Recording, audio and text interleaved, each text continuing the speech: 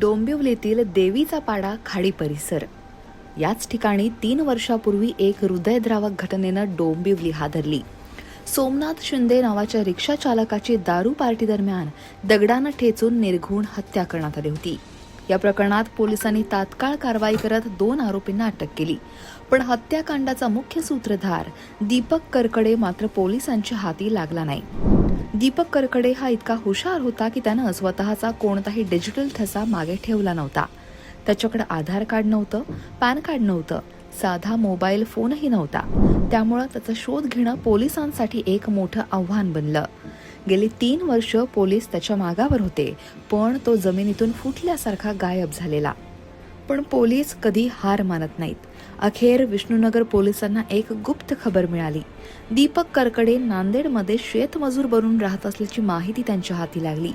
माहिती मिळताच पोलिसांनी नांदेडकडे कूच केली. पण यावेळी त्यांचा गणवेश वेगळा होता. पोलिसांनी थेट शेतमजुराचा वेश धारण केलेला. तब्बल 5 दिवस हे पथक नांदेडमधल्या शेतात शेतमजुरांच्या गर्दीत मिसळून दीपकचा शोध घेत होतं. 5व्या दिवशी अखेर तो क्षण आला. गुप्त माहिती आणि अथक प्रयत्नांनंतर पोलिसांनी दीपक करकडेला ओळखलं. कसलाही संशय येऊ न देता विष्णुनगर पोलिसांनी दीपक करकडेला तात्काळ जेरबंद केलं. 3 वर्षापूर्वीपासून फरार असलेल्या या मुख्य सूत्रधाराला अटक करण्यात पोलिसांना यश आलं. फुटेजच्या आधारे एक रिक्षा आणि 2 आरोपींना ताब्यात घेण्यात आलं होतं. त्या आरोपींची नावं विलन विष्णू टावरे आणि योगेश तिम्माप्पा डोंगरे अशी होती. त्या 2 आरोपींकडे केलेल्या चौकशीत ह्यातला मुख्य आरोपी हा दीपक साहेबराव करकडे असल्याची माहिती मिळाली होती. तेव्हापासून हा दीपक करकडे हा पसार झालेला होता.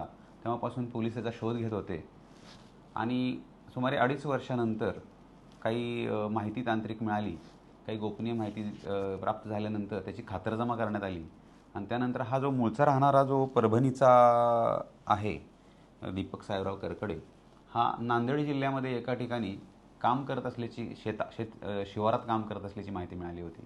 त्यानंतर आम्ही आमचे जे पोलीस पथक आहे API लोखंडे, ASI जमादार आणि हवालदार भोसले यांना तिकडे पाठवण्यात आलं होतं आणि त्यांनी ग्रामीण परिसरामध्ये कोणत्याही साध्या वेशात जाऊन शेतकऱ्याच्या संदर्भातल्या असे ग्रामीण भागातल्या वेशात जाऊन तिकडे त्या ठिकाणी काम करत असले कडियाचं काम करत असलेल्या त्या आरोपीला ताब्यात घेण्यात आलेला आहे आणि त्यामुळे ही महत्त्वाची कामगिरी विष्णुनगर पोलिसांनी केलेली आहे.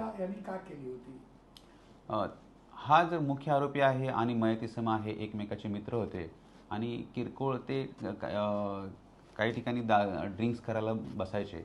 त्या किरकोळ वादातून झाली होती हत्या असं. या कारवाईतून पुन्हा एकदा महाराष्ट्राच्या पोलिसांचं कौशल्य आणि संयम जगासमोर येतोय. गुन्हेगारी कितीही लपवण्याचा प्रयत्न करा, पोलीस त्याला शोधून काढतातच. हाच संदेश या घटनेनं पुन्हा एकदा दिलाय. Bureau report, लोकमत.com.